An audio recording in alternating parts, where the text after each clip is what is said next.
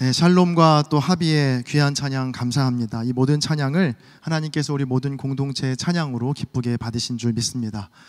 여러분, 인생 네컷 많이들 찍으시죠? 제가 지난 2월에 정말 오랜만에 인생 네컷 사진 한번 찍어봤습니다. 이 목회팀과 지역장들이 모이는 영친 모임에서 보시는 사진과 같이 인생 네컷을 찍어봤는데 아주 힘겹게 찍었습니다.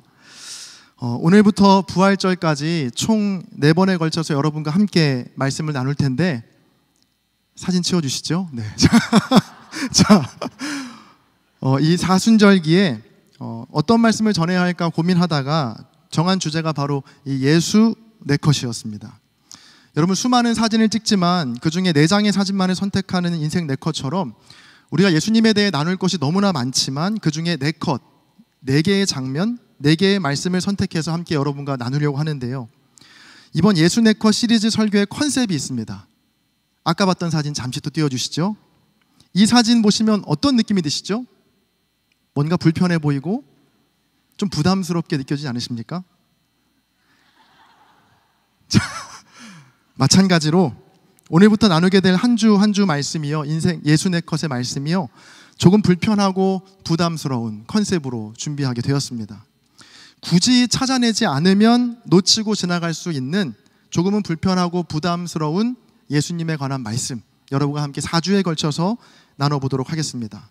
그 첫 번째 주제는 바로 숨김입니다. 숨김.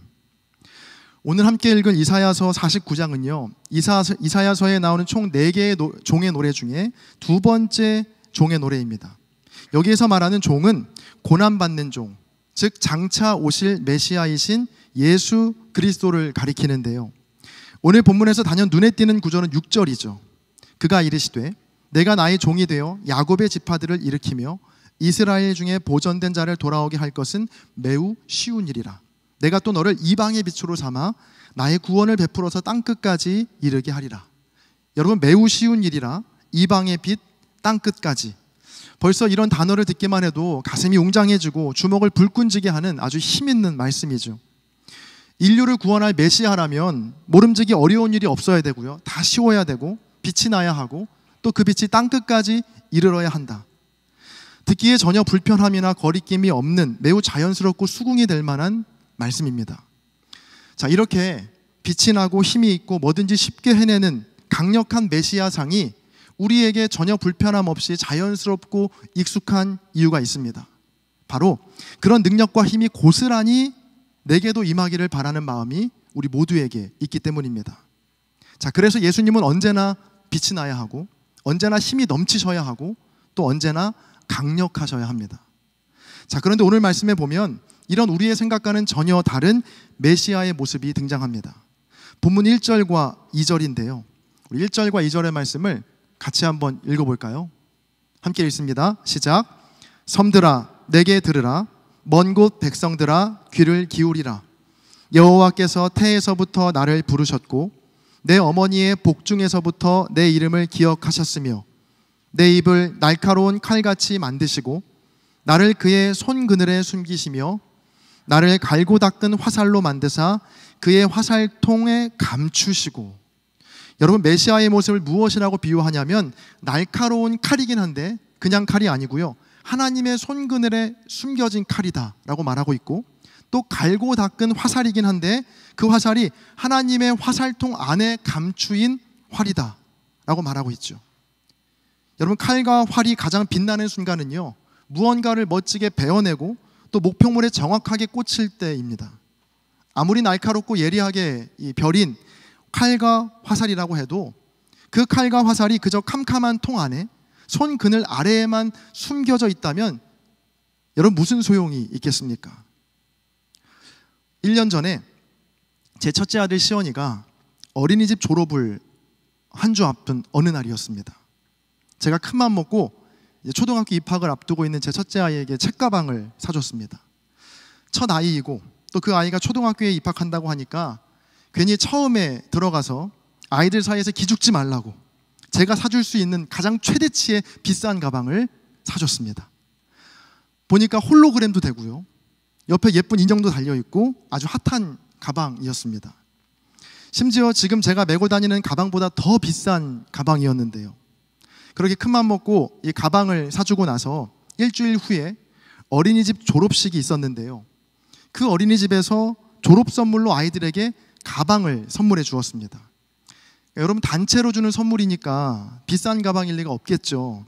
그런데 문제는 시원이가 일주일 전에 제가 사준 그 비싼 가방을 두고 굳이 어린이집에서 받은 그 가방을 초등학교 때 메고 가겠다라고 고집을 부리는 겁니다.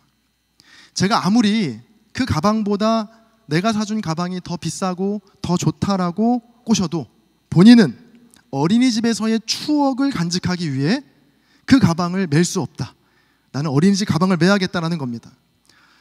너무나 속이 상하고 답답했던 저는요, 8살 아이에게 몹쓸 말을 했습니다. 이럴 거였으면 저 가방 왜 산 거냐? 아빠와의 추억이 담긴 이 가방은 필요가 없다는 것이냐? 이 가방 매지 않으면 앞으로 가방을 선물로 받을 일은 없을 것이다. 갖은 회유와 협박을 했는데 결국 시원이는 추억을 선택했고, 작년에 샀던 그 비싼 홀로그램 가방은 아직도 빛을 보지 못한 채 저희 집 책장 한켠에 구석에 숨어져 있습니다. 그러니까 오늘 말씀을 준비하면서 새삼 책장 속에 꽁꽁 숨겨져 있는 그 가방이 떠오른 이유는요, 마치 본문에 나오는 메시아의 모습이 이와 비슷하기 때문입니다. 오늘 본문은 메시아를 그늘 속에 감춰진 존재, 철저히 어둠 속에 숨겨진 존재다라고 우리에게 말해주고 있습니다. 여러분, 이런 숨김의 관점에서 예수님의 삶을 다시 보니까 이전에는 잘 보이지 않던 것들이 보이기 시작하더라고요. 여러분, 사실 예수님이야말로 숨겨진 삶, 감춰진 삶을 사셨습니다. 예수님께서 공식적인 사역을 시작하신 때가 보통 30세쯤이라고 우리에게 잘 알려져 있죠. 저와 여러분이 알고 있는 예수님에 대한 거의 모든, 아니 대부분의 이야기들은요, 모두 공생의 3년간의 이야기들입니다. 4개의 복음서가 총 89장으로 되어 있는데요, 그 중에 공생의 이전을 다룬 거는요 불과 4장에 불과합니다. 그 4장도요 누가복음 2장에 나와 있는 정결 예식, 그리고 12살 시절의 예수님에 대한 모습을 제외하고 모든 것이 다 예수님의 탄생 이야기입니다. 여러분 보세요. 그러니까 예수님의 탄생 이후부터 공생애를 시작하시기 전까지 그 30년의 기간이요, 성경에는 통째로 생략되어 있는 겁니다. 그러니까 오늘 말씀의 표현을 빌리자면 30년 동안을 예수님은 숨겨진 칼로, 또 화살통 안에 감춰진 활로 살아가셨다는 것이죠. 구약학자 앨런 데이비스는 그의 책 하나님의 진심에서 오늘 본문에 대해서 이렇게 말하고 있습니다. 여기에서 모범이 되는 종은 하나님의 손의 그늘에 숨긴 날카로운 칼이고 하나님의 화살통에 쟁여둔 잘 닦인 화살이다. 이 시는 사역의 힘이 바로 거기 곧 숨겨진 자리에서 나온다고 암시한다. 하나님이 우리를 통해 빛을 전파하려는 목표를 언젠가 이루시려면 먼저 이 숨김의 이미지를 받아들여야 한다. 하나님의 손의 그늘 가운데 사는 것, 하나님의 등에 매달린 화살통에 숨는 것, 우리가 두 번째 이사야라고 부르는 위대한 시인은 효과적인 공적 사역을 위한 종의 준비는 이렇게 외진 곳에서 일어난다는 것을 상기시켜준다. 저를 포함한 여기 모인 우리 모두는요, 기왕이면 숨겨진 삶보다는 뭔가 드러난 삶을 꿈꾸고 무명한 인생보다는 유명한 인생을 꿈꾸며 살아갑니다. 그러니까 좀 더 많은 인기와 또 인정, 그리고 많은 사람들이 우러러보는 높은 자리에 오르는 것이 복된 삶이고 성공한 인생이다라고 생각합니다. 그래서 우리는요, 때때로 우리에게 찾아오는 무명의 시간, 이 숨김의 시간을 잘 견뎌내지 못합니다. 그러니까 아무도 알아봐주지 않고 인정해주지 않는 그 숨김과 무명의 시간은 그저 빨리 지나가야 하는 실패의 순간이라고 생각하거든요. 그러나 이사야 49장에 나오는 이 종의 노래는 그런 모든 우리의 숨김과 무명의 시간들은 실은 하나님께서 나를 숨기시고 하나님의 손 그늘 안에서 우리를 거하게 하시는 훈련의 기간이다라고 우리에게 말해주고 있습니다. 실제로 하나님의 아들 예수님조차도요, 인생의 90%에 달하는 30년 동안을 숨김과 무명의 시간으로 보내셨거든요. 자, 그런데 이제부터 조금 불편한 이야기를 시작하려고 합니다. 이 이야기 들으시면서 혹 이렇게 생각하실 수 있어요. 내가 지금은 비록 숨겨지고 감춰진 무명의 삶을 살아가고 있지만 이 기간을 잘 버텨내면 나에게도 빛나고 찬란한 유명의 시간이 찾아올 것이다. 그러니 이 악물고 버텨보자. 그러면 언젠가 좋은 날이 오겠지. 만약 10년 전이었다면 저도 이렇게 말씀을 전했을 것 같아요. 숨김과 무명의 시간을 보내고 있을 청년 여러분들, 조금만 더 견디세요. 조금만 더 버티십시오. 저 멀리 빛나고 찬란한 여러분의 인생이 여러분을 기다리고 있습니다. 자, 들으면 얼마나 절로 아멘이 나오고 희망과 소망이 가득한 말씀입니까? 자, 그런데 오늘 여러분께 드리고 싶은 말씀은, 아니 드릴 수밖에 없는 말씀은 조금은 불편하고 어쩌면 답답한 이야기가 될 수 있는데요. 그건 바로 무명과 숨김의 시간을 버티고 버틴다 해도 언제나 그 결과가 유명과 빛나는 삶으로 이어지지는 않는다는 겁니다. 날카롭고 예리하게 단련된 칼과 화살과 같은 그 인생이 평생 동안 빛을 보지 못하고 평생 동안 손 그늘 속에서 캄캄한 인생으로 맞춰질 수 있다라는 겁니다. 멀리 갈 필요도 없이요, 예수님께서 그렇게 사셨고 또 그렇게 죽으셨다는 것을 우리는 성경 말씀을 통해서 확인할 수 있습니다. 아니 목사님 무슨 말씀이십니까? 예수님의 공생의 기간 3년이 얼마나 빛나고 아름다운 기간이었는데요. 비록 30년 동안 꽁꽁 숨겨져 있었지만 그 마지막 기간, 그 모든 기간을 지난 후에 마지막 공생의 3년은 얼마나 예수님께서 멋지고 근사하게 사셨는데요. 여러분, 그런데 정말로 그런가요? 복음서 어디를 읽어봐도 예수님께서 유명하고 근사한 삶을 사셨다라는 기록 찾아볼 수 없습니다. 그 당시 예수님은 병자와 죄인들과 어울려 다니는 천한 사람이었고 체제와 질서를 깨뜨리고 다니는 성가신 존재였고, 그래서 결국 저주의 상징인 십자가에 달려 초라한 죽음으로 삶을 맞이한 죄인에 불과했습니다. 마지막 죽음의 순간까지도 철저하게 숨김과 무명의 삶을 사셨던 분이 바로 예수님이시라는 겁니다. 오늘은 사순절의 세 번째 주일이자 또 3.1절 기념주일로 우리가 지키고 있습니다.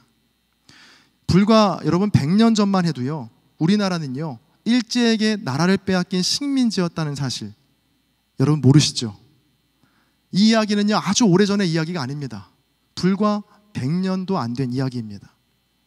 1910년 일제가 강제로 우리나라의 주권과 영토를 강탈한 후에 강력한 힘으로 찍어 누르던 무단 통치가 한창이던 1919년 3월 1일, 그 힘에 굴복하기를 거부했던 수많은 백성들이요 태극기를 들고 대한독립 만세를 외친 날이 바로 3.1절입니다.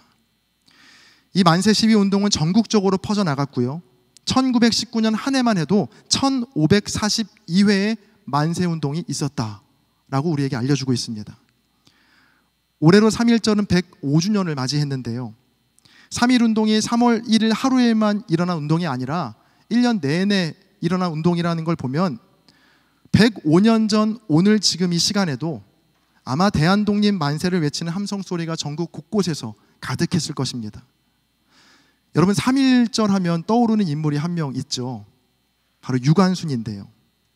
그런데 우리가 잘 관심 갖지 않는 사실 한 가지가 있습니다. 그건 이 3.1 운동으로 죽은 사람들이요 유관순 열사 한 명이 아니었다는 겁니다.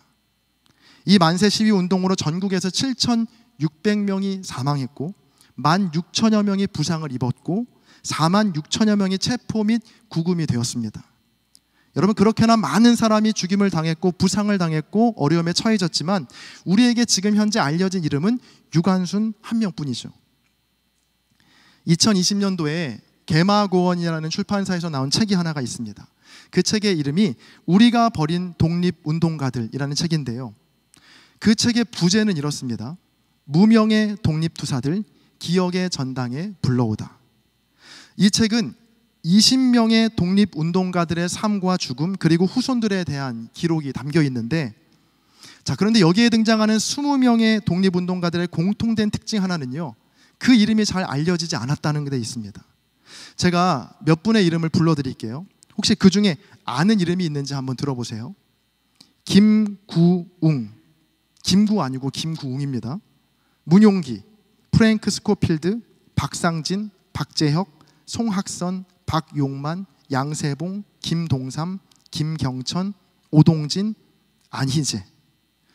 아마 모두에게 낯선 이름이 아닐까 싶습니다. 여러분, 그중 문용기 열사는 이 만세 시위 운동을 하다가 순국하신 분이신데요. 이분이 남전교회, 그러니까 교회 청년 지도자였거든요. 이 문용기 열사가 1919년 4월 4일 익산 솜리장터에서 만세 시위 운동에 참여합니다. 자, 그때의 일을 이 책에서는 이렇게 기록하고 있습니다. 제가 읽어드릴게요. 일본 헌병이 칼을 빼들더니 태극기를 들고 있던 문용기 열사의 오른팔을 내리쳤다. 검붉은 선열이 솟구쳐 올랐다. 한쪽 팔에 칼을 맞은 열사는 순간 비명을 질렀으나 왼팔로 태극기를 집어들고 만세를 외쳤다. 다시 한번 일본도가 허공을 갈랐다. 열사는 왼팔마저 큰 상처를 입고는 땅바닥에 뒹굴었다. 그러나 두 팔뚝에 선열이 뚝뚝 떨어지는 중에서도 열사는 마지막 힘을 다해 다시 일어났다. 그러면서 두 눈을 부릅뜨고 외쳤다. 조선 독립 만세, 조선 독립 만세. 핏발이 서린 눈으로 피가 흐르는 몸으로 일본 헌병들을 향해, 아니 하늘을 향해 외쳤다. 처참하기보다 장엄했다. 이 이야기가 소설보다 더 소설 같은 이야기인 것 같아서 애국심을 뭔가 고취하기 위해 만들어낸 가짜 이야기 아닐까 생각이 들 수 있는데요. 당시 일제의 보고서에도 이 사건을 이렇게 기록하고 있습니다. 수모자의 1인이 절명에 이르기까지 만세를 창했다. 이렇게 적시할 정도로 이 일은요 실제로 있었던 일입니다. 그날 문 열사를 포함해 6명이 현장에서 목숨을 잃었는데 그 이름은 이렇습니다. 남전교회 청년 성도 장경춘, 16살의 도남학교 학생 박영문, 54세의 춘포면 어른이었던 박참봉, 박도현, 서정만. 이 사순절 셋째 주일이자 3.1절 기념 주일로 지키는 오늘, 여러분 우리가 누리고 있는 이 찬란하고 아름다운 오늘이라는 이 시간은요, 마지막 순간까지도 숨김과 무명의 삶으로 살아갔던 이름도 알 수 없는 수많은 사람들의 피와 땀과 눈물의 열매인 것을 우리 모두 기억해야 합니다. 오늘 본문 4절의 말씀을 우리가 함께 읽어볼까요? 4절 함께 읽어보겠습니다. 시작. 그러나 나는 말하기를 내가 헛되이 수고하였으며 무익하게 공연히 내 힘을 다하였다 하였도다. 참으로 나에 대한 판단이 여호와께 있고 나의 보응이 나의 하나님께 있느니라. 아멘. 같은 본문을 세번역 성경은 이렇게 옮기고 있습니다. 그러나 나의 생각에는 내가 한 것이 모두 헛수고 같았고 쓸모없고 허무한 일에 내 힘을 허비한 것 같았다. 그러나 참으로 주님께서 나를 올바로 심판하여 주셨으며 내 하나님께서 나를 정당하게 보상하여 주셨다. 여러분 혹시 힘들고 어두운 숨김과 무명의 삶을 지나고 계신 분이 계시다면, 그래서 언젠가 내게도 찬란하고 유명한 삶이 찾아오겠지 라는 막연한 꿈을 꾸고 계신 분이 계시다면 저는 오늘 말씀의 의지에 이렇게 도전하고 싶습니다. 역사는, 그리고 또 하나님 나라는 숨겨지고 감춰진 수많은 무명들에 의해 이어져 왔고 그 맨 앞에는 예수님이 계셨다라는 사실. 그래서 이 캄캄하고 숨겨진 이 무명의 내 삶도 지금 현재만으로도 충분히 가치 있는 삶이고 또 하나님이 주목하시는 삶이라는 것을 여러분 꼭 기억하셨으면 좋겠습니다. 마지막으로 아까 이야기했던 시연이 가방 이야기로 오늘 말씀을 매듭 지으려고 하는데요. 그 비싼 가방이 드디어 빛을 보게 되었습니다. 바로 동생 주원이가 올해 초등학교에 입학하게 되었고, 너무나 다행이게도 주원이가 다니는 어린이집에서는 가방 선물을 주지 않았습니다. 그래서 그 가방을 동생이 이제 올해 매게 되었는데요. 시연이가 맬 줄 알고 샀던 가방이지만 그 가방이 제 계획과는 달리 1년이 지나 주원이가 매게 되었습니다. 여러분 그렇다고 해서 그 가방의 가치가 달라진 건 아닙니다. 아니 오히려 그 가치가 올라갔습니다. 만약 작년에 그 가방을 메고 다녔다면 어린이집 가방과 비교되면서 홀대 받았겠죠. 여러분 때로 나의 인생이 내가 생각하는 대로 잘 풀리지 않고 내가 원하는 타이밍에 내 마음대로 되지 않더라도 여러분의 가치는 결코 달라지지 않음을 여러분 꼭 기억하시고 잊지 마셨으면 좋겠습니다. 예수님께서 당신의 목숨과 맞바꾼 여러분 한 명 한 명의 고귀하고 아름다운 가치는 아무리 숨겨져 있어도 또 아무리 캄캄한 곳에 있어도 결코 달라지지 않음을 여러분 믿음으로 기억하시고 믿음으로 고백하게 되시기를 축복합니다.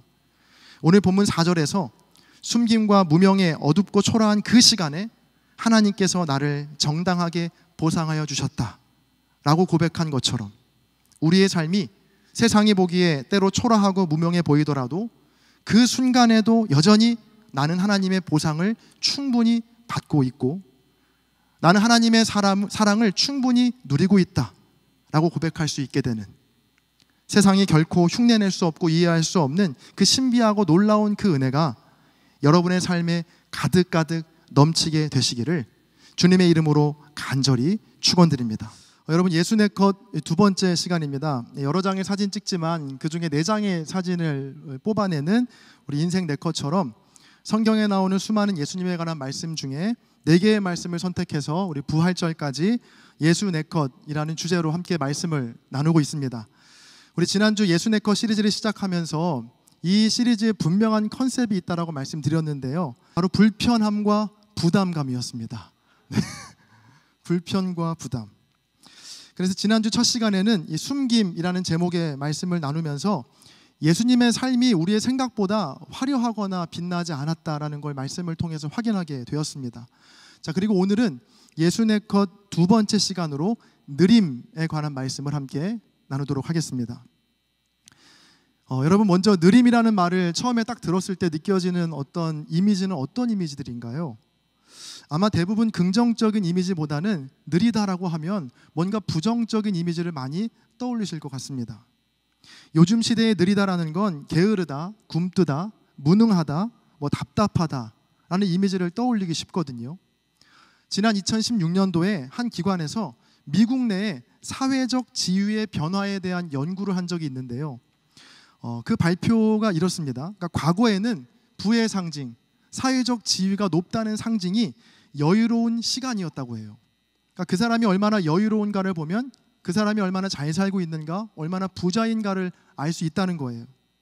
얼마나 더 여유롭고 한적하게 사느냐가 그 사람이 부자인지 아닌지를 가늠하는 기준이었다고 해요. 자, 그런데 최근에는요, 이 부의 상징이 여유로운 시간에서 바쁨과 빠름으로 바뀌었다는 겁니다. 한번 뉴요커들을 생각해 보세요. 이른 아침 한 손에 스타벅스 커피를 들고 빽빽하게 들어서 있는 고층 건물들 사이를 바쁘게 걷고 있는 모습을 아마 영화나 드라마를 통해서 많이 보셨을 겁니다. 그러니까 100년 전만 해도 일을 더 적게 할수록 또 더 여유롭게 살아갈수록 더 잘 사는 삶이었다면 지금은 바뀌었다는 거예요. 얼마나 더 바쁘게, 얼마나 더 빠르게 모든 일들을 처리하냐, 수행하느냐에 따라서 그것이 많은 부와 높은 사회적 지위의 증거가 되었다는 겁니다. 우리나라는 더하죠. 외국인들이 우리나라에 와서 가장 빨리 배우는 말이 빨리빨리 라는 말은 여러분들 많이 들어보셨죠? 제가 오늘 말씀을 준비하면서 인터넷 서점인 알라딘에 바쁜이라는 단어를 한번 검색해 봤거든요. 그런데 가장 처음에 나오는 책 제목이 바로 이거더라고요. 바쁜 초등학생을 위한 빠른 구구단이라는 책이 가장 1위에 나왔습니다. 부제는 더 자극적입니다. 1초 만에 답이 튀어나오는 곱셈 구구 훈련서. 자, 여러분, 초등학생에게도 이 빠름과 바쁨을 요구하고 부여하는 우리나라의 현실을 잘 보여주고 있는 제목인 것 같습니다. 자, 또 다음으로 제가 이번엔 구글에서 최연소라는 검색어를 입력해 봤거든요. 그 기사의 제목만 제가 알려드리겠습니다. 이런 기사가 떴어요. 99 학번이 아니고 99년생 카이스트 최연소 교수의 깜짝 놀랄 이력. 99 학번이 아닙니다. 진짜로. 17살의 미국 변호사가 된 한국계 청년, 18살 최연소 검사 되다. 행정고시 6개월 만에 뚫은 최연소 합격 윤희수 씨. 마지막으로 15살 여학생 고려대 법대 최연소 합격. 이런 기사들이 뜨더라고요. 벌써 이 기사 제목만 보더라도 뭔가 부러운 마음이 드는 동시에 나는 이 나이 먹고 뭐하고 있는 건가라는 뭔가 자괴감도 조금 들기도 하죠. 이처럼 우리가 사는 오늘날의 사회는요, 바쁘고 빠른 것을 부의 상징으로 여기고 쉴 새 없이 무언가를 계속하고 있어야 안정감을 느끼는 분위기에 살고 있습니다. 자, 이런 시대 속에서 그리스도인인 우리는 또 이 사순절 넷째 주를 보내고 있는 이 시점에서 이런 질문을 던져야 합니다. 무슨 질문이냐면 예수님은 과연 어떻게 사셨을까? 그러한 질문을 던져봐야 합니다. 오늘 함께 읽은 누가복음 5장은요, 예수님께서 이제 막 공생애를 시작하셨을 때의 기록입니다. 우리 지난주 숨김을 통해서 함께 나눴듯이 예수님은 30년 동안의 긴 숨김과 무명의 시간을 보내셨죠. 자, 그 오랜 숨김과 무명의 시간을 지나 누가복음 3장에 보면 세례 요한에게 세례를 받으시고 또 그 다음 4장에서 광야에서 40일 동안의 시험을 이기신 후에 본격적인 공생의 사역을 시작하시는데요, 예수님의 첫 사역에 대한 반응이 누가복음 4장 14절과 15절에 이렇게 나와 있습니다. 예수께서 성령의 능력으로 갈릴리에 돌아가시니 그 소문이 사방에 퍼졌고 친히 그 여러 회당에서 가르치심에 뭇 사람에게 칭송을 받으시더라. 자, 여러분, 지금 이때는요, 예수님께서 아직 아무런 기적도 베푸시지 않았던 때입니다. 세례를 받으시고 광야에서 40일 시험을 이기신 것이 전부였거든요. 자, 그런데 놀랍게도 예수님에 대한 소문이 이미 갈릴리 사방에 다 퍼지게 되었고 또 예수님의 가르침에 많은 사람이 놀라며 그 주님을 칭송하였다라고 오늘 본문은 말해주고 있습니다. 이해를 돕기 위해 비유를 좀 들자면요, 제가 올해 청년부에 1월 7일 날 부임했거든요. 그런데 제가 부임을 하기도 전에 저에 대한 소문이 창천교회 청년부와 신촌 전체에 퍼지기 시작하는 겁니다. 예입니다. 네, 실제가 아니고요. 예를 드는 거예요. 제가 뭔가 특별히 한 일도 없는데 사람들 사이에 제 이름이 막 오르내리고요, 창천교회 청년들이 하나둘씩 막 몰려오는 거예요. 그리고 첫 부임 설교에서 모든 청년들이 일제히 아멘 아멘 하면서 현병찬을 연호하는 상황입니다. 제 기분이 어떨 것 같아요? 너무 좋겠죠? 자, 비유를 좀 더 이어가겠습니다. 자, 그 누가복음 4장 이 후반부를 보면요, 예수님은 귀신 들린 사람을 고치시고 온갖 병자들을 고치시거든요. 자, 그렇게 기적을 행하시고 오늘 본문 누가복음 5장에서 우리가 읽은 그 본문 바로 앞에 보면 베드로와 야고보와 요한 제자를 부르십니다. 바로 예수님의 목회팀이 결성된 겁니다. 자, 이제 또 상상해 봅니다. 청년부에서 감격적인 첫 설교를 마친 후에 갑자기 청년부 안에 놀라운 기적이 일어나는 거예요. 아픈 청년들이 깨끗하게 낫고 하나둘 연애를 시작하고 자기가 원하는 직장에 덜컥덜컥 이제 취업이 되기 시작하는 겁니다. 자, 그리고 베드로와 야고보와 요한을 부르신 것처럼 이영광, 이서연, 구본영 전도사를 불러 청년부 목회팀이 결성됩니다. 자, 그렇게 첫 목회팀이 결성된 후에 벌어진 사건이 우리가 방금 읽었던, 조금 전 읽었던 바로 그 본문입니다. 자, 이제 행복한 상상은 여기까지 하겠습니다. 이 비유는 끝났고요. 오늘 본문 12절을 함께 같이 읽어보겠습니다. 12절 말씀 함께 읽습니다. 시작. 예수께서 한 동네에 계실 때에 온몸에 나병 들린 사람이 있어 예수를 보고 엎드려 구하여 이르되 주여 원하시면 나를 깨끗하게 하실 수 있나이다 하니. 자, 제자들과의 첫 만남이 있은 후에 한 동네에서 나병 환자가 예수님을 찾아오죠. 갈릴리 사방에 퍼진 예수님에 대한 소문을 들었는지 그 나병 환자는 예수님을 만나자마자 대뜸 자신을 고쳐달라고 간청합니다. 그리고 예수님은 조금의 주저함이나 망설임 없이 13절에서 손을 내밀어서 내가 원하노니 깨끗함을 받으라 라고 말씀하셨고 그 말씀대로 나병이 깨끗하게 낫게 됩니다. 그리고 예수님은 그 고침받은 나병 환자에게 이렇게 경고하시며 말씀하시죠. 14절입니다. 예수께서 그를 경고하시되 아무에게도 이르지 말고 가서 제사장에게 내 몸을 보이고 또 내가 깨끗하게 됨으로 인하여 모세가 명한 대로 예물을 드려 그들에게 입증하라 하셨더니. 자, 여러분, 분명히 예수님께서는 나병 환자에게 아무에게도 이르지 말라, 조용하라라고 경고하셨지만 2000년 전이나 지금이나 사람들은 예수님 말씀을 듣지 않습니다. 자, 고침받은 나병 환자는 예수님의 경고를 잊어버리고 이건 제 추측이에요. 너한테만 말해주는 거야. 어디 가서 말하면 안 돼 라고 하면서 예수님에 대한 소문을 내기 시작했고요. 그 소문이 15절에 이렇게 퍼집니다. 예수의 소문이 더욱 퍼짐에 수많은 무리가 말씀도 듣고 자기 병도 고침을 받고자 하여 모여오되. 자, 만약 예수님 당시에 TV나 SNS가 있었다면 이런 기사가 좀 쏟아졌을 것 같아요. 30년 동안 숨어있던 무명의 예수, 사람들의 환호 쏟아져. 역대 최다 병자 운집, 최단 시간 고침받아. 무명의 청년 예수 갈릴리 스타로 등극하다. 이 정도 기사가 떴을 것 같아요. 만약 여러분이 오늘 본문의 예수님이었다면 여러분 어떻게 반응하고 행동하셨겠습니까? 만약 저였다면 정신없이 달렸을 것 같아요. 이영광, 이서연, 구본영 전도사님도 있겠다. 혼자가 아니라 팀도 있으니까 더 소문이 널리 퍼지도록, 더 많은 사람이 나를 알아보고 또 예배당에 찾아오도록 밤을 새워가며 설교하고 고쳐주고, 설교하고 고쳐주고, 쉬지 않고 달렸을 것 같아요. 더군다나 예수님은요, 자신에게 주어진 공생의 기간이 결코 길지 않다는 것을 분명히 아셨거든요. 짧은 3년 동안 더 많은 사역의 열매를 맺기 위해 제자들에게, 얘들아, 우리 물 들어왔을 때 노젓자, 아니 모터 달자 하시면서 뭔가 더 바쁘게 빠르게 가열차게 사역을 진행하셨을 것 같은데, 예수님의 선택은 빠름이 아니라 놀랍게도 느림이었습니다. 자, 본문 16절을 세번역 성경으로 화면에 있는 말씀 같이 한번 읽어보겠습니다. 함께 읽습니다. 그러나 예수께서는 외딴 데로 물러가서 기도하셨다. 아멘. 자, 조금만 더 치유하시고 조금만 더 말씀을 전하셨으면 몇 배로 더 많은 사람들이 몰려올 수 있는 절호의 순간에 주님은 놀랍게도 사역을 멈추시고 외딴 곳으로 가서 기도하셨습니다. 자, 더 빨리, 더 바쁘게 살 수 있는 상황 속에서 물러서시며 기도하시며 의도적으로 사역의 속도를 늦추신 건데요. 이런 예수님의 행동은요, 복음서 전반에서 반복적으로 나타나는 패턴입니다. 놀라운 기적을 보이시고 사람이 몰려오면 절대 아무에게도 알리지 말라고 주님은 경고하셨고, 그럼에도 불구하고 몰려오는 무리들이 있으면 그곳을 떠나 한적한 곳으로 기도하셨던 이 패턴은 여기뿐 아니라 모든 복음서에서 똑같이 나오는 패턴들입니다.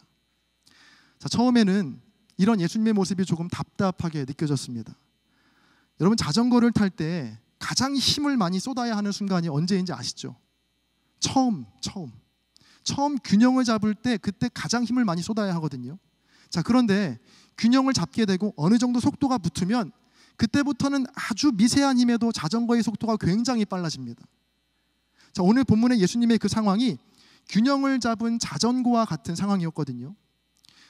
무명과 숨김의 이 30년의 오랜 기간을 뚫고 겨우겨우 있는 힘을 다해 출발하셨고, 생각보다 그 출발했을 때 너무 빨리 균형이 잡혀서 점점 속도가 올라가는 상황이었습니다. 아주 조금만 힘을 줘도, 아주 조금만 더 노력해도 쭉쭉 나갈 수 있는 절호의 찬스였던 거예요. 세게도 아니고 살짝만 페달을 밟아도 되는 상황 속에서 주님은 난데없이 브레이크를 잡으신 겁니다. 무엇으로? 기도하심으로. 저는 오늘 말씀을 준비하면서 말씀 준비하는 게 조금 힘들긴 했지만 참 행복했습니다. 왜냐하면 제가 평생 기도해야 할 또 하나의 이유를 발견했기 때문입니다. 예수님께 기도는요, 브레이크였습니다. 잘 기억하세요. 더 빨라지고 더 바빠지는 삶과 사역의 속도를 늦추시기 위해 언제나 주님은 기도하셨고 또 하나님께 간구하셨습니다. 자, 그런데 오늘 말씀에 비추어 저를 돌아보니까 저는 정반대로 기도를 사용하고 있었더라고요. 자, 예수님은 언제나 더 빨라지는, 더 바빠지는 삶과 사역에 브레이크를 걸기 위해 기도하셨는데, 제 기도를 보니까 제 기도는 내가 원하는 목표나 계획을 더 빨리 이루기 위해, 그래서 더 바빠지는 유명한 삶을 위해 기도를 브레이크가 아니라 엑셀로, 즉 가속 장치로 사용했던 것을 새삼 깨닫게 되었습니다. 자, 이 깨달음이 제게는 얼마나 기쁘고 또 도전이 되는 깨달음이었는지 모릅니다. 아주 가끔이지만 이렇게 기도할 때 있었거든요. 하나님, 저 이제는 더 이루고 싶은 게 없어요. 제가 뭘 위해 기도해야 될지 모르겠어요. 라고 기도할 때가 이제 드문드문 있었거든요. 바로 기도를 빠름을 위한 엑셀로만 생각했던 겁니다. 그래서 더 빨라지기 싫으면 더 기도하지 않았던 거예요. 자, 그런데 이제는 군말 없이 평생 기도할 수 있을 것 같습니다. 저는 제가 얼마나 이 브레이크가 필요한 욕심 많은 사람인지 잘 알고 있거든요. 조금만 방심하면 어떻게든 남들보다 더 돋보이고 싶어하고 더 앞서가고 싶어하는 탐욕 가득한 죄인임을 제가 제 스스로를 알기 때문입니다. 그래서 매 순간 기도해야겠다라는 결심을 하게 되었습니다. 무엇을 위해서? 더 느려지기 위해서. C.S. 루이스에 가장 많은 영향을 끼쳤다고 알려진 그 스승이 있어요. 그 월터 애덤스라는 사람이 이런 말을 남겼습니다. 잘 들어보세요. 예수님과 동행하는 것은 서두르지 않고 느린 속도로 걷는 것이다. 바쁨은 곧 기도의 죽음이며 우리의 일을 저해하고 망칠 뿐이다. 절대 우리의 일을 진척시키지 않는다. 혹시 제 삶이 너무 바쁘고 빨라서요, 도저히 기도할 시간이 없어요 라는 분이 계시다면 여러분, 그래서 더 기도해야 합니다. 왜냐하면 기도란 폭주하는 우리의 욕망과 탐심과 이기심을 늦출 수 있는 유일한 브레이크가 되기 때문입니다. 자, 그런데 그렇다고 지금 당장 내일부터 여러분이 하던 모든 일을 멈추고 산속으로 들어가서 기도하라는 말씀이 전혀 아닙니다. 오늘 말씀을 잘못 이해하시면 지금 내가 하고 있는 모든 사역과 관계와 일들을 정리하고 기도원에 들어가야 하는 건가? 라고 생각할 수 있거든요. 여러분, 절대 그런 의미가 아닙니다.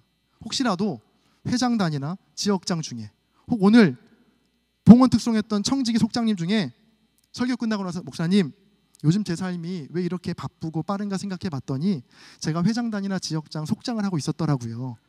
오늘 말씀을 듣고 결심했어요. 순종해서 저 다 정리하고 기도의 브레이크를 걸려고요 라고 말씀하시면 절대 안 됩니다. 여러분, 예수님께서도요, 그 느림의 기도를 가지신 후에는 언제나 다시 바쁘고 분주한 일상으로 돌아가셨거든요. 우리가 해야 할 일들이 얼마나 많아요.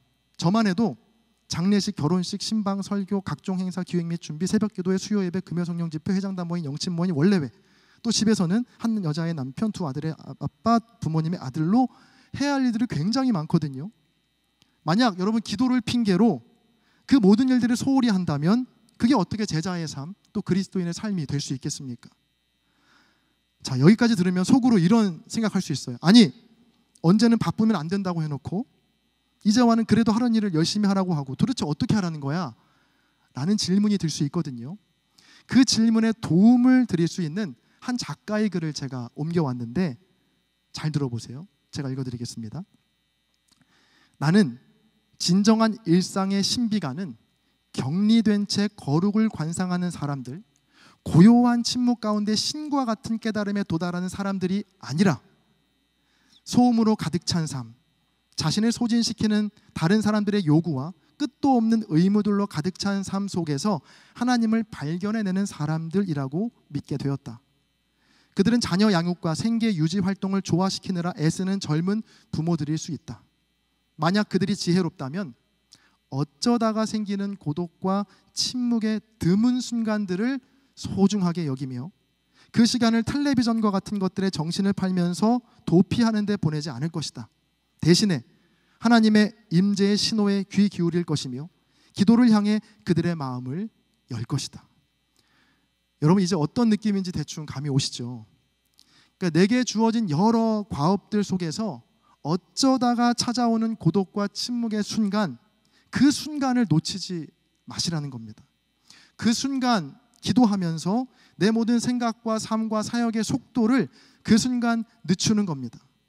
잠깐씩 찾아오는 고요와 침묵의 순간에 습관적으로 들던 스마트폰을 내려놓고 또 습관적으로 틀던 넷플릭스를 끄고 또 습관적으로 찾아보던 인스타 피드를 덮고 그 순간 기도해 보는 겁니다.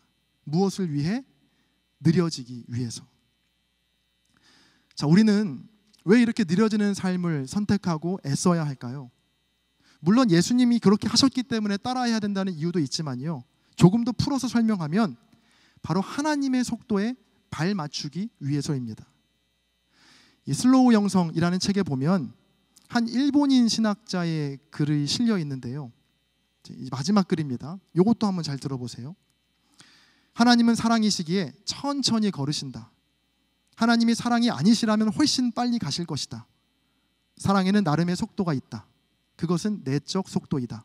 그것은 영적 속도다. 그것은 우리에게 이미 익숙한 첨단 기술의 속도와는 다른 종류의 속도다. 이 속도는 느리지만 사랑의 속도이기 때문에 다른 모든 속도를 추월한다. 이 글이 실려진 책의 제목은요, 바로 시속 3마일의 하나님이라는 책인데요, 이걸 킬로미터로 환산하면 약 시속 4.8km의 하나님이라는 건데 아주 매우 느린 속도이죠.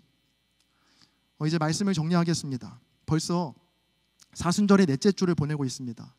이제 부활절까지 이제 3주가 남았는데요, 지난주 나눔을 위한 질문 중에 세 번째 질문에 이런 질문이 있었어요. 사순절을 보내며 도전해야 할 것 2가지와 절제해야 할 것 2가지를 나눠보세요. 아마 이 질문을 나눈 속회도 있고 나누지 않은 속회도 있을 겁니다. 자, 그런데 저는 오늘 말씀에 의지해서 여러분 모두에게 한 가지 도전사항을 제안하고 싶습니다. 그건 남은 3주 동안 기도를 통해 조금 더 느려지기를 한번 우리가 도전해보고 실천해보는 일입니다.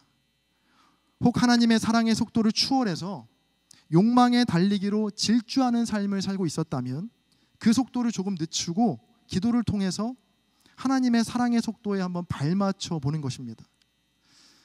너무 약간 관념적이고 약간 뜬구름 잡는 것 같아서 적용을 어려워하시는 분들을 위해서 제가 마지막 구체적인 꿀팁 하나 드리고 오늘 말씀을 마치겠습니다. 바로 지난 3주 동안 귀에 못이 박히도록 들었던 한영혼 결심 카드. 여러분 이거 받으셨죠? 이 카드는요, 여러분 오해하지 말아야 될 게 한영혼 전도 카드가 아닙니다. 한영혼 결심 카드. 무슨 카드냐면 내가 한 사람을 위해 기도하겠다라고 하는 결심 카드입니다. 자, 저는 이것만큼 이 사순절에 하나님의 사랑의 속도에 발맞추기 좋은 도구는 또 없다라고 생각합니다. 내가 사랑하는 사람, 혹 내 사랑이 필요한 사람의 이름을 적어서 매일 정해진 시간에 그 사람을 위해서 기도하는 겁니다. 나의 성공과 나의 목표와 나의 계획만을 위한 달리기를 멈추고 시속 3마일로 4.8km로 다른 사람을 위해 기도해 보는 겁니다. 여러분 예수 내 컷 세 번째 시간입니다. 오늘도 혹시 내 컷 사진이 올라올까 기대하셨다면 저는 그렇게 만만한 사람이 아닙니다. 오늘은 사진이 없고요. 첫 주에는 숨김이라는 제목으로 하나님 말씀 나누었고 지난주에는 느림이라는 제목으로 예수님의 생애를 돌아보는 시간을 함께 가졌는데요. 오늘 세 번째 시간은 걸음이라는 제목으로 하나님 말씀 나누도록 하겠습니다.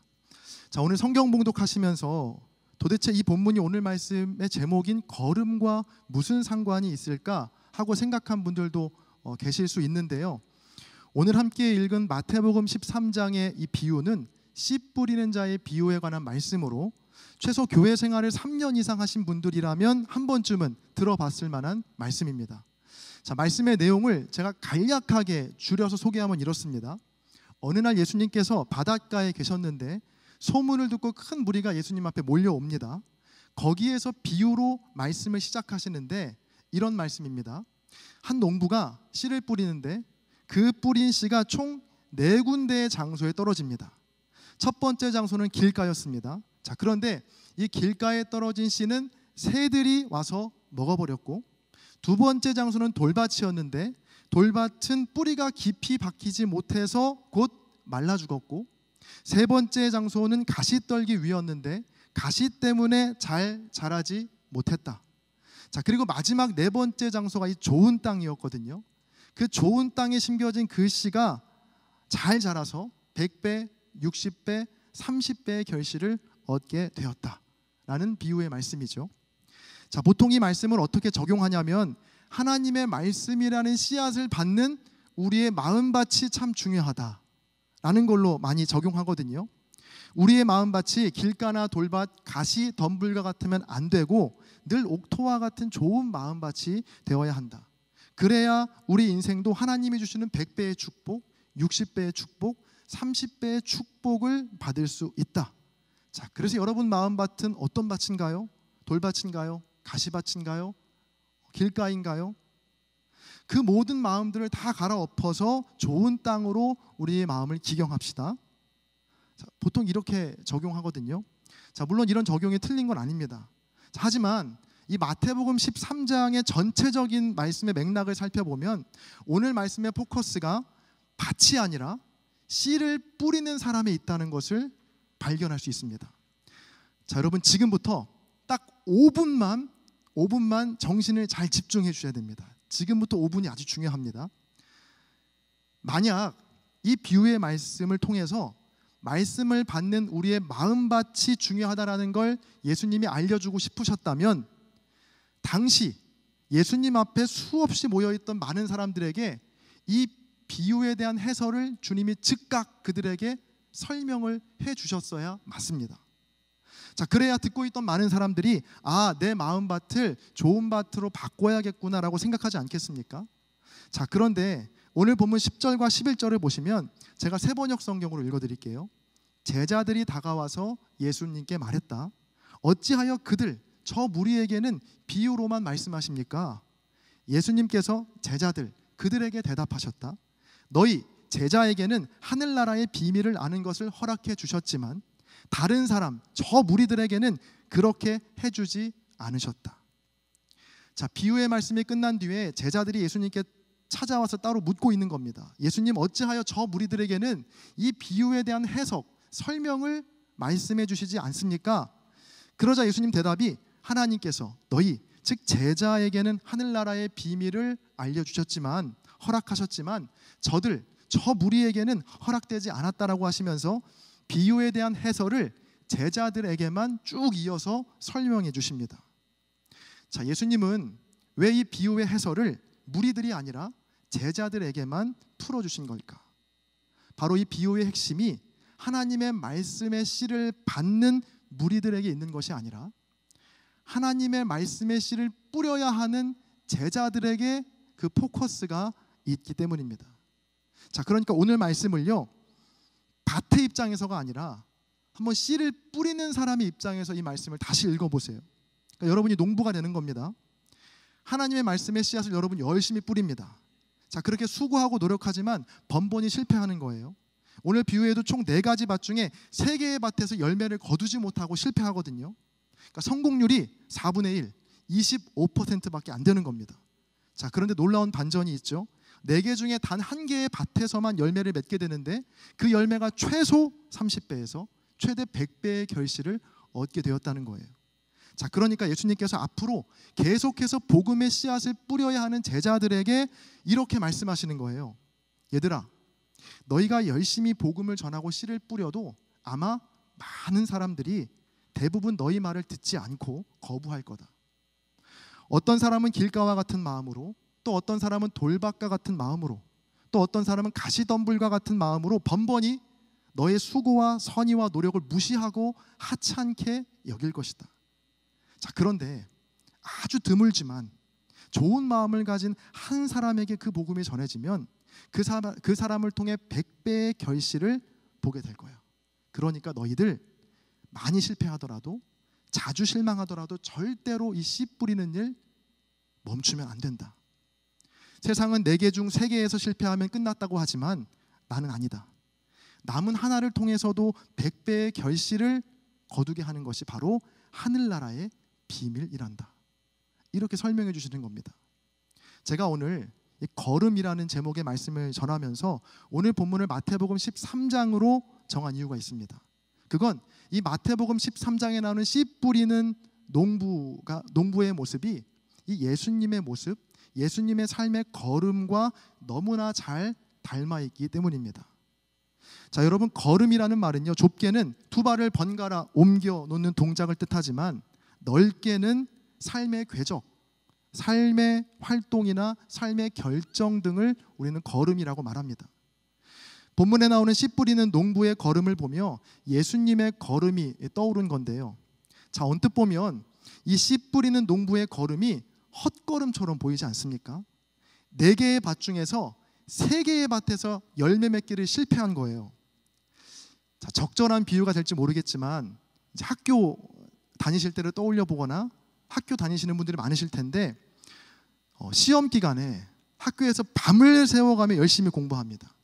그러니까 내가 할 수 있는 모든 집중을 다 끌어모아서 잘 준비했고 최선을 다해 시험을 봅니다. 느낌도 좋았어요. 자, 4과목 중에 3과목을 먼저 봤는데, 그런데 이게 웬일입니까? 3과목이 F, F, F. 내리 F가 뜬 겁니다. 자, 그리고 나머지 1과목을 더 봐야 하는데, 보통 이런 경우라면 웬만한 멘탈이 아니면 남겨진 그 1과목에 집중하지 못해요. 대충 준비한 것도 아니고 최선을 다해 그 3과목을 준비했지만 내리 실패한 것 때문에 열심히 할 마음이 도무지 생기지 않는 게 보통 우리의 마음이거든요. 여러분, 예수님의 삶을 한번 생각해 보세요. 30년 동안에 그 어둠, 그 숨김의 시간을 버티셨던 예수님은 지난주 나눴듯이 공생의 첫날부터 소위 대박을 터뜨리시죠. 지난주 통해 나눴듯이 엄청난 사람들이 몰려들었습니다. 예수님은 그들에게 하나님 말씀을 전하셨고 사랑을 나누셨습니다. 그리고 주님은 인기에 취해 계시지도 않았어요. 사역의 속도나 또 예수님의 인기가 올라갈 때쯤 여지없이 기도의 브레이크로 하나님의 뜻에 조율하는 느림의 시간을 가지셨던 것이 바로 예수님이셨어요. 자, 그렇게 하나님 뜻에 순종하시며 걷고 또 걸으시며 하나님의 말씀의 씨앗을 주님은 열심히 뿌리신 거예요.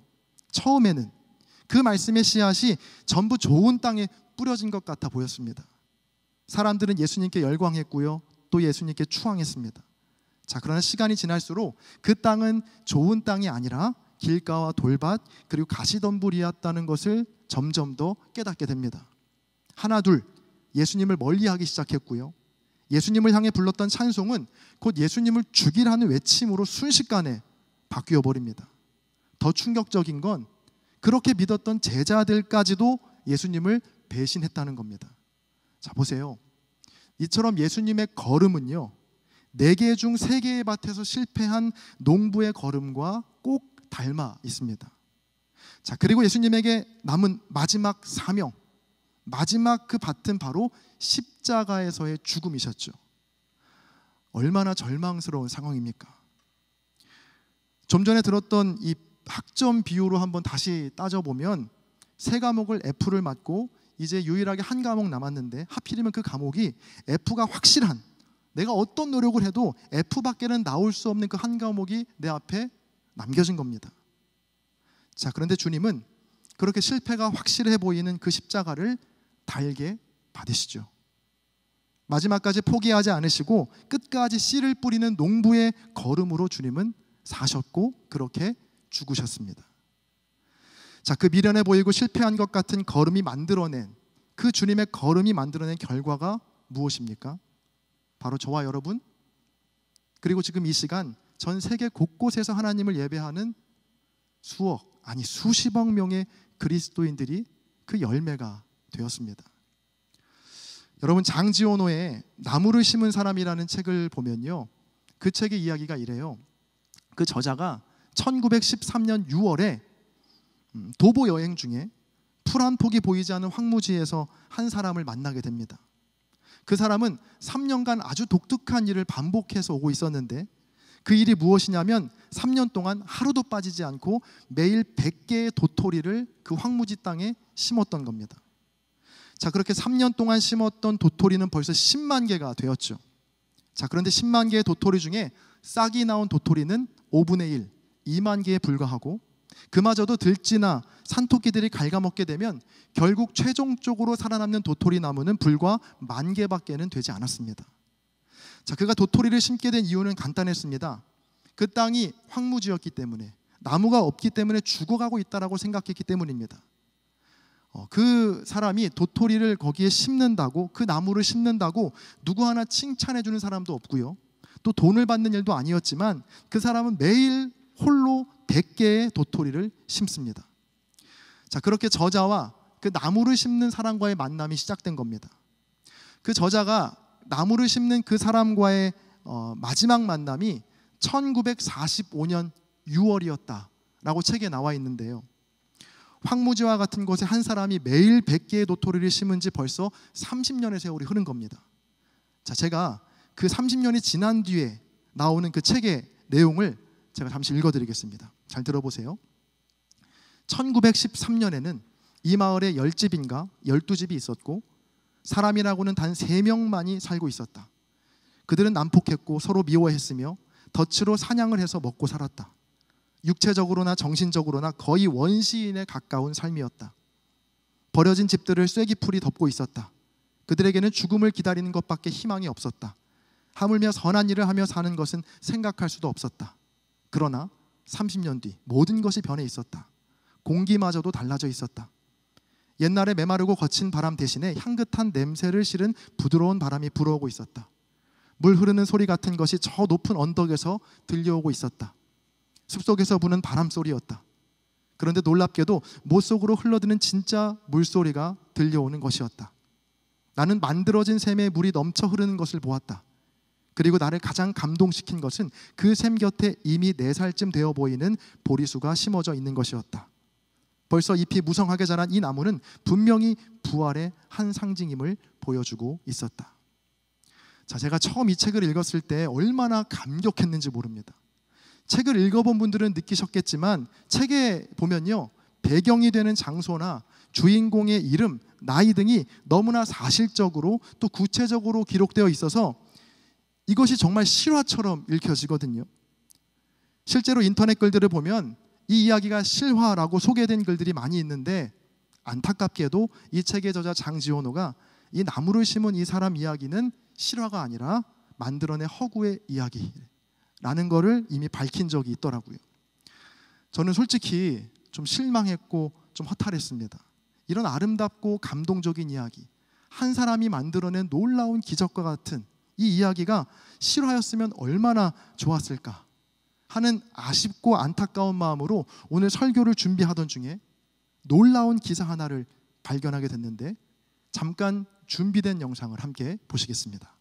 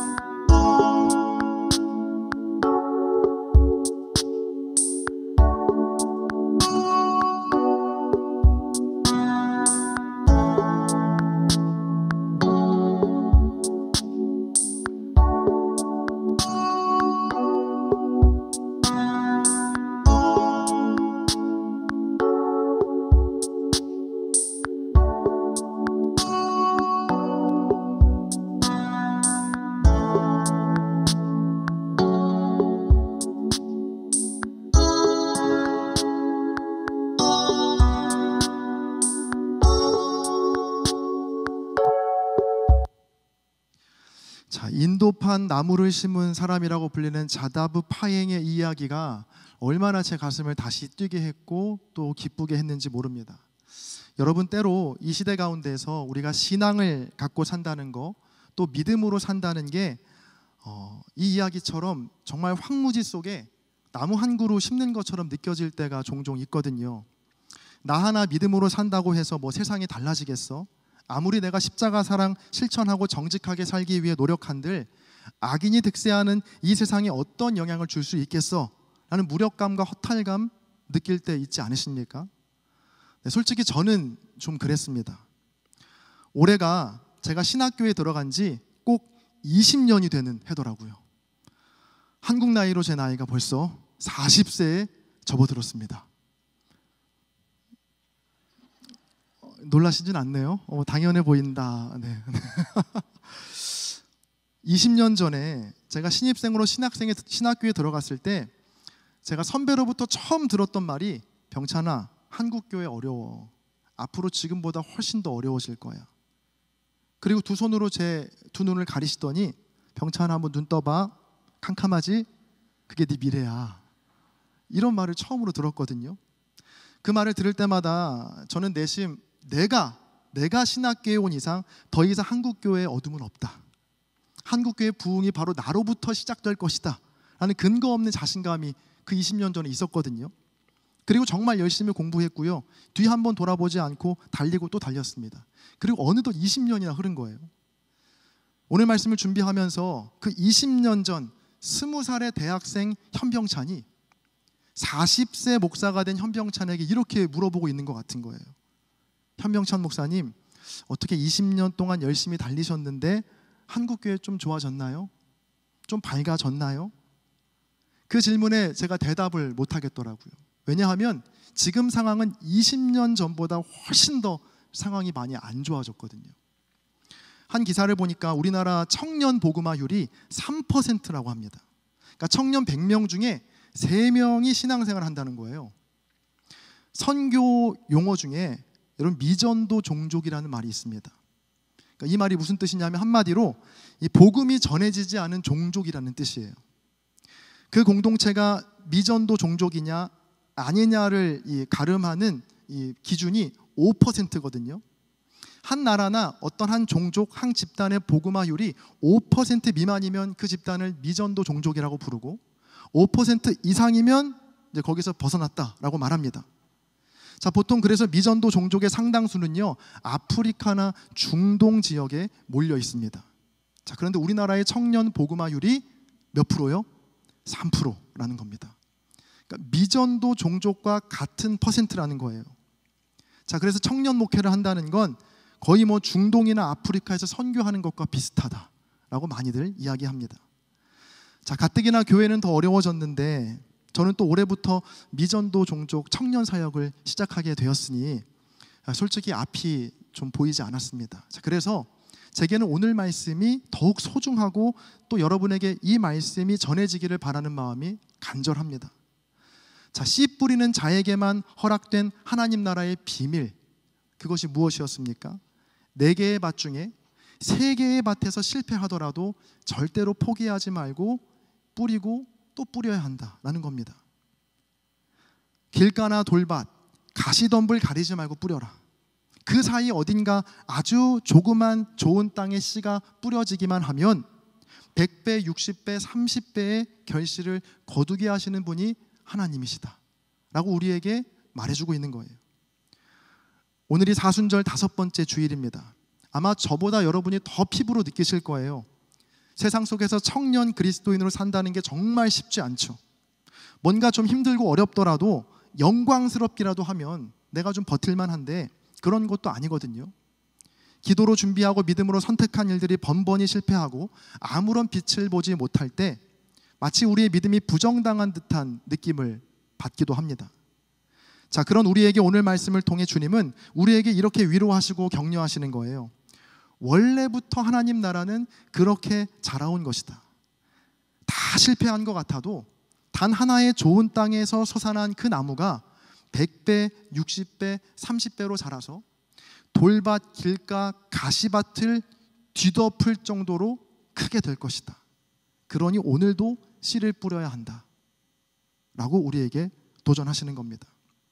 제가 오늘 말씀의 부제를 이렇게 한번 달아봤어요.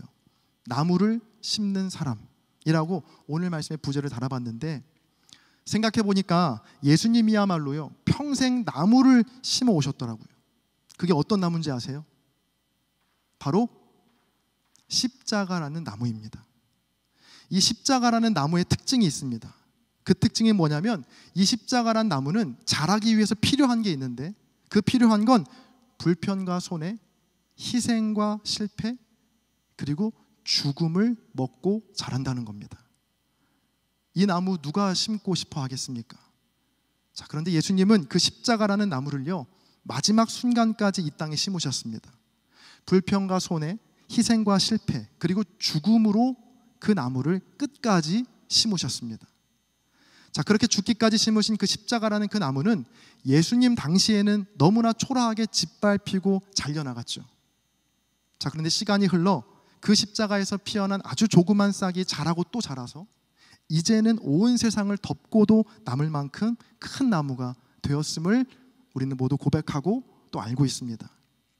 여러분, 이 예수님의 놀라운 걸음, 이 삶의 궤적, 이 걸음을 저와 여러분이 똑같이 따라 걷기를 간절히 소망합니다. 물론 정말로 쉬운 걸음이 아닙니다. 아까도 말씀드렸죠. 이 십자가라는 나무를 자라게 하는 건 돈이나 명예나 권력이 아니고요. 오직 불편과 손해, 희생과 실패, 죽음을 통해서 자라는 나무가 바로 이 십자가라는 나무입니다. 황량한 이 세상이라는 벌판에 불편과 손해 그리고 죽음을 감수하고 십자가라는 나무 하나를 내가 억지로 심는다고 한들 달라지는 것이 아무것도 없어 보여서 그 십자가 붙들고 살아가는 게 너무나 힘든 시대를 우리는 살고 있습니다. 자, 그러나 저와 여러분은 하늘나라의 비밀이 허락된 자들이죠.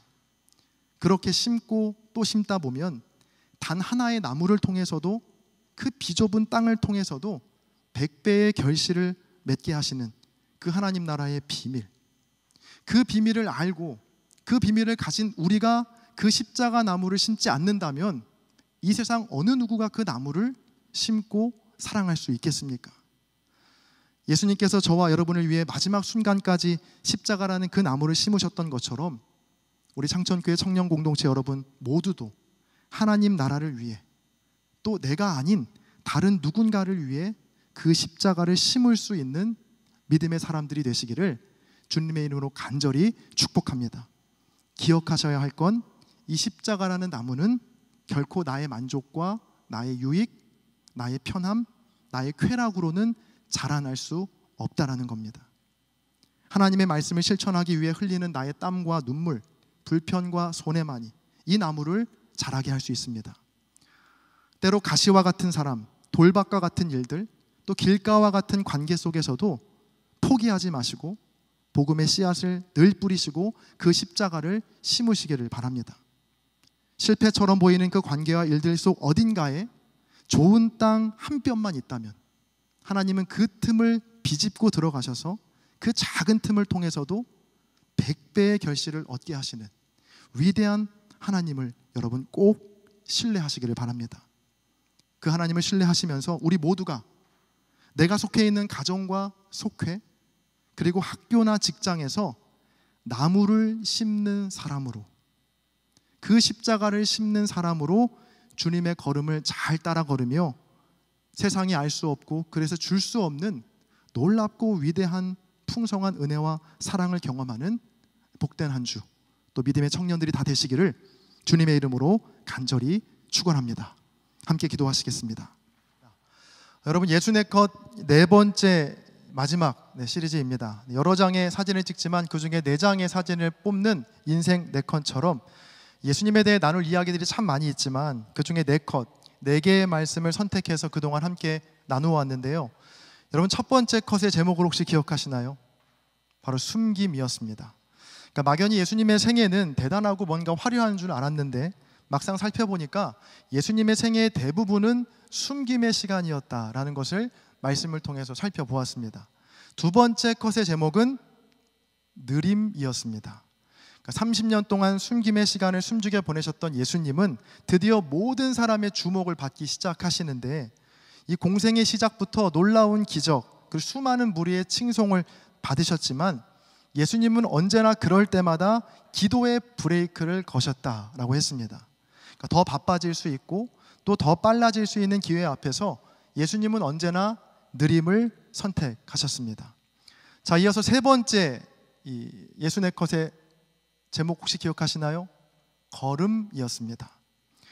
공생의 기간 동안의 예수님의 걸음은 마치 씨를 뿌리는 농부와 같아서 길가, 돌밭, 가시밭 가리지 않고 주님은 멈춤 없이 막힘 없이 뿌리고 또 나누셨습니다. 오직 불편과 손해, 희생과 사랑으로만 자라는 그 십자가라는 나무를 심은 농부처럼 사셨다라고 말씀을 드렸습니다. 자, 그렇게 달려오신 예수님의 마지막 일주일의 걸음이 우리가 지난주까지 같이 보내왔던 고난주간이었습니다. 청년부 카카오 채널과 친구이신 분들은요, 지난 목요일과 금요일 그리고 어제 토요일까지 매일 아침마다 이 메시지 하나씩을 받으셨을 겁니다. 이 고난주간을 지나는 창천의 청년들에게 성삼일이라 불리는 목요일과 금요일 그리고 토요일에 예수님의 순환을 묵상할 수 있는 말씀과 음악을 보내드렸는데요. 예수님께서 제자들의 발을 씻기신 세종 목요일에는 사랑에 사로잡힌 이들이라는 제목의 글을 보내드렸고, 또 예수님께서 십자가에서 달리신 성금요일에는 십자가의 신비라는 제목의 글, 혹시 사진 없나요? 네, 저 글을 나눠드렸고요. 또 마지막 예수님께서 십자가에서 죽으시고 무덤에 계신 어제는 하나님의 침묵이라는 제목의 묵상글을 받으셨을 겁니다. 여러분, 그렇게 3년 동안 숨가쁘게 달려오셨던 예수님의 공생의 사역의 마침표가 이제 찍혀진 겁니다. 자, 그리고 오늘 이 예수 네컷의 마지막 4번째 시간인데요, 오늘 말씀의 배경은 무덤입니다. 자, 우리 본문 1절을 함께 같이 읽어보겠습니다. 1절의 말씀 함께 읽습니다. 시작. 안식일이 다 지나고 안식 후 첫날이 되려는 새벽에 막달라 마리아와 다른 마리아가 무덤을 보려고 갔더니. 자, 이 여인들이 찾아간 무덤은 바로 예수님의 무덤이었습니다. 안식 후 첫날, 그러니까 주일 새벽에 여인들은 예수님의 무덤을 찾아갑니다. 여인들이 예수님의 무덤을 찾아간 이유는 예수님의 시신을 보기 위해서입니다. 예수님께서 돌아가신 날이 금요일이거든요. 자, 그런데 그날은 이 토요일에 있을 안식일을 준비하는 날이었기 때문에, 그래서 예수님의 시신을 급하게 수습하게 되었고, 그것이 아마 여인들의 마음을 내내 걸리게 했던 것 같습니다. 자, 그래서 향품과 향유를 준비해서 안식일이 끝나자마자 예수님의 무덤으로 주일 새벽에 곧장 달려간 겁니다. 마가복음 16장 1절과 2절은 이렇게 기록하고 있습니다. 안식일이 지남에 막달라 마리아와 야고보의 어머니 마리아와 또 살로메가 가서 예수께 바르기 위하여 향품을 사다 두었다가 안식 후 첫날 매우 일찍이 해 돋을 때에 그 무덤으로 가며. 여러분, 한번 생각해 보세요. 지금 이 여인들의 믿음은요, 보통 믿음이 아닌 겁니다. 왜냐하면 예수님은 저주의 상징인 십자가에서 아주 초라하게 아무런 기적도 보이지 못하고 그냥 힘없이 죽으셨거든요. 예수님의 이 십자가 죽음은요, 예수님의 완벽한 패배, 그리고 예수님의 반대편에 있던 세력들의 완벽한 승리처럼 보였습니다. 자, 이런 분위기 속에서 예수님께서 묻히신 그 무덤에 찾아간다는 건 굉장한 용기가 필요한 일이었습니다. 예수님은 죽으셨고 예수님을 죽이려 했던 세력들은 멀쩡히 살아있거든요. 자, 그러니까 저들에게 잘못 보였다가는 나도 예수님처럼 위험에 처할 수도 있겠다라는 생각을 왜 하지 않았겠습니까? 자, 얼마나 당시의 상황이 엄중하고 또 두려웠는지는 3년 동안 계속 같이 다니던 제자들도요, 뿔뿔이 도망간 것을 보면 알 수 있습니다. 자, 예수님의 무덤을 찾아온 여인들의 믿음과 사랑이 얼마나 크고 대단한 것인가를 여러분 유념하시면서 이어서 말씀을 살펴보겠습니다. 자, 이렇게 죽음을 무릅쓰고 오직 주님을 너무나 사랑해서 예수님의 시신이라도 만지고 싶은 마음으로 새벽같이 달려온 여인들 앞에 놀라운 기적이 일어나죠. 우리 본문 2절부터 4절까지의 말씀을 우리가 같이 한번 읽어보겠습니다. 함께 읽습니다. 시작. 큰 지진이 나며 주의 천사가 하늘로부터 내려와 돌을 굴려내고 그 위에 앉았는데 그 형상이 번개 같고 그 옷은 눈같이 희건을 지키던 자들이 그를 무서워하여 떨며 죽은 사람과 같이 되었더라. 비록 돌아가시긴 했지만 시신의 모습이라도 예수님을 만날 수 있을 거라 생각했던 그 예수님의 무덤에서 여인들은 예수님이 아니라 천사를 만나게 됩니다. 그리고 그 천사로부터 놀라운 부활의 소식을 듣게 되죠. 5절부터 7절까지의 말씀을 제가 읽겠습니다. 천사가 여자들에게 말하여 이르되 너희는 무서워하지 말라.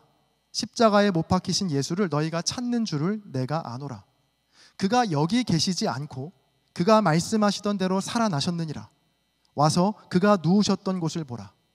또 빨리 가서 그의 제자들에게 이르되 그가 죽은 자 가운데서 살아나셨고 너희보다 먼저 갈릴리로 가시나니 거기서 너희가 배우리라 하라.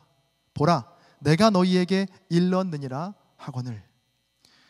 천사는 비어있는 무덤에서 여인들에게 이렇게 말합니다.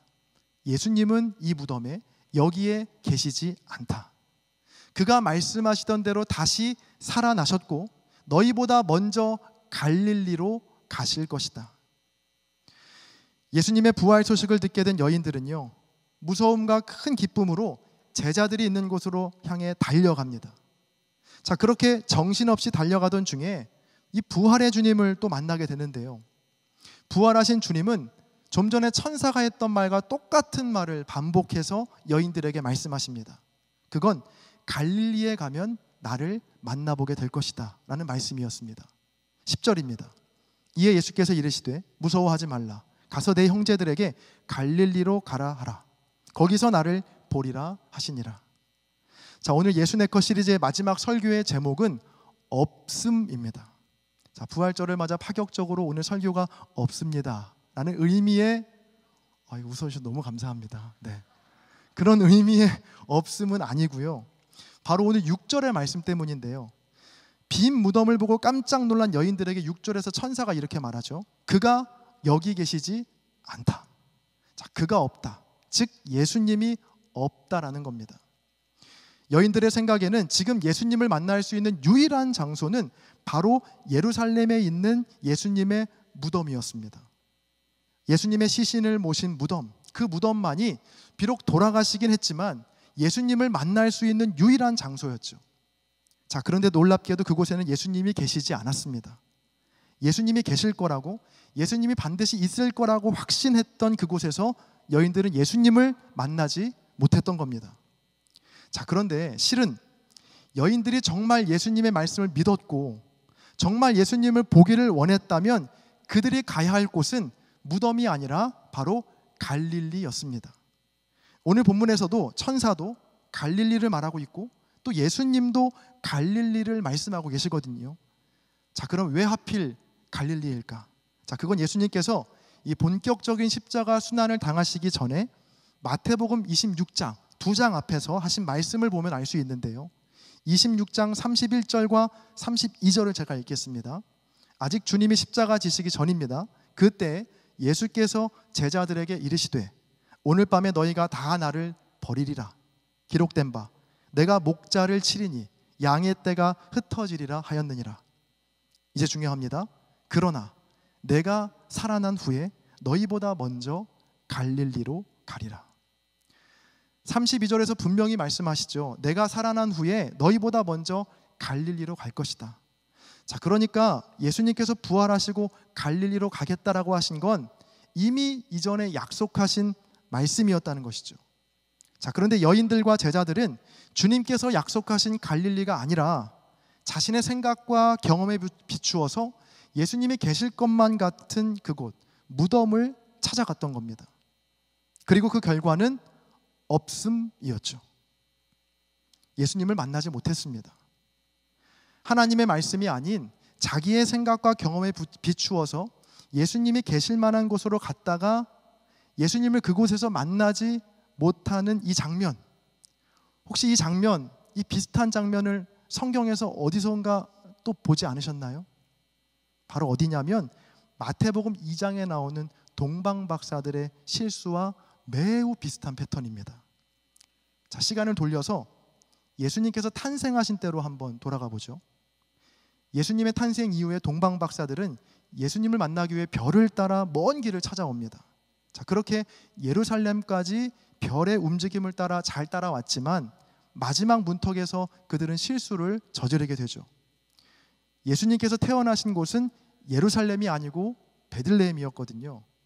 오래전 선지자를 통해 하나님께서는 베들레헴에서 왕이 날 것이다, 메시아가 탄생할 것이다 라고 약속하셨습니다. 자, 이 베들레헴은 그 예루살렘에서 불과 10km도 채 떨어지지 않은 매우 가까운 거리에 있는 곳이었습니다. 자, 그런데 동방박사들은 그 말씀이 가리키는 베들레헴이 아니라 예루살렘에서 예수님을 찾게 되죠. 왜죠? 예루살렘이 왕이 태어날 장소로 매우 적합해 보였기 때문입니다. 그렇게 동방박사들은 예루살렘에서 예수님을 찾았고 그 결과는 역시 없음, 예수님을 만나지 못했습니다. 여러분, 이거 정말 재밌지 않나요? 흥미롭지 않아요? 전 이런 거 발견할 때 너무 재밌는데 저만 재밌는 것 같아요. 여러분, 이 복음서의 처음 2장과 끝 28장에 매우 비슷한 이야기가 처음과 끝에 반복되고 있는 겁니다. 예수님이 계실 줄 알고 찾아갔던 그곳에서 예수님을 만나지 못했고 대신 예수님은 아주 오래전부터 약속하신 그곳에 계셨다. 저는 이 메시지가 주님의 부활을 기뻐하는 이 부활절에 우리가 반드시 들어야 할 메시지라 믿습니다. 왜냐하면 오늘 우리도 예루살렘을 찾아갔던 동방박사들의 실수, 또 무덤을 찾아갔던 여인들의 실수를 오늘도 여전히 우리는 반복하고 있거든요. 어떤 실수냐면 하나님께서 약속하신 말씀의 자리가 아닌 내 생각과 내 경험이 익숙한 자리에서 우리는 늘 그 자리에서 주님을 찾고 주님을 부르고 있습니다. 이 성서학자인 피터 힌즈의 확신의 죄라는 책에 보면 이런 대목이 나옵니다. 우리가 죽기 살기로 올바른 생각을 붙들고 있을 때 그것을 놓으면 하나님을 놓는 것이라 여기고 놓지 않으려 할 때 손에 쥔 것을 놓고 앞으로 나가야 한다는 것을 알면서도 우리 입장을 고수하며 고집스럽게 그 자리를 지킬 때 그런 순간에 우리는 하나님보다 자신의 생각을 더 신뢰하는 것이다. 하나님은 상자 안에 갇혀 있기를 원치 않으신다. 당연한 말이지만 하나님은 그럴 뿐이 아니다. 그 사실을 우리는 너무 쉽게 잊는 것 같다. 우리가 기꺼이 귀를 기울이려 한다면 하나님은 필요한 모든 방법을 동원하여 우리를 일깨워 주시는 좋은 분이다. 하나님을 나의 생각과 경험에 가두고 그곳에서만 하나님을 찾고 또 그곳에서만 하나님의 일하심을 바라본다는 것입니다. 여러분, 우리의 확신을 믿을 수 없는 이유, 또 우리의 확신이 죄가 될 수 있는 이유는 나의 생각과 경험은 너무나 불완전하고 너무도 쉽게 왜곡될 수 있기 때문이죠. 오늘 본문에 나오는 여인들을 보세요. 목숨을 걸 만큼 예수님을 사랑했고 또 예수님을 믿었던 사람들입니다. 요한복음에 보면 이 예수님의 무덤에 베드로와 다른 제자들도 또 찾아가거든요. 자, 분명히 예수님께서 십자가 지시기 전에 내가 다시 살아날 것이고 내가 갈릴리로 갈 것이다 라고 말씀하셨지만 여인들과 제자들은 그 주님의 말씀보다 자기의 생각과 경험을 더 신뢰했고 확신했습니다. 그 확신의 결과는 여지없이 없음, 예수님을 만날 수 없었습니다. 이번 예수네커 시리즈 설교를 관통하는 주제도요, 바로 이 없음입니다. 자, 첫 번째 숨김을 떠올려 보세요. 우리의 생각에는 예수님은 언제나 유명하고 또 주목받는 삶을 사셨을 것 같지만 그 유명의 자리에 주님은 없음, 계시지 않았습니다. 도리어 숨김과 무명의 자리에서 대부분의 삶을 사셨죠. 그리고 두 번째 느림도 마찬가지입니다. 주님은 빠르고 또 바쁘게 사셨을 것 같지만 그런 바쁨과 빠름의 자리에 주님은 없음, 계시지 않았습니다. 도리어 의도적으로 기도의 브레이크로 언제나 느림의 자리를 고수하셨던 분이 바로 주님이셨습니다. 다음으로 세 번째 걸음도 예수님께서는 모든 사람이 부러워하고 따라가고 싶은 성공의 걸음을 걸으셨을 것 같지만 그 걸음에는 예수님이 없음, 계시지 않았습니다.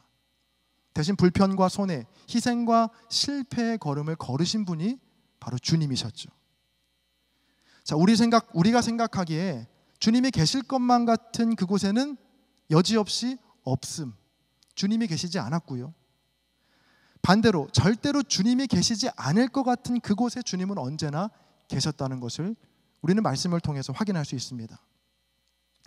자, 이제 드디어 비밀이 밝혀집니다. 오늘 주보 간제와 함께 받으신 이 스티커, 자, 혹시 스티커가 없으신 분들은 손을 들어주시면 나눠드리겠습니다. 자, 그리고 또 간지를 보시면요, 이 간지 뒷면을 보시면 이렇게 적혀 있습니다. 나의 갈릴리는 어디인가요? 라고 적혀 있거든요.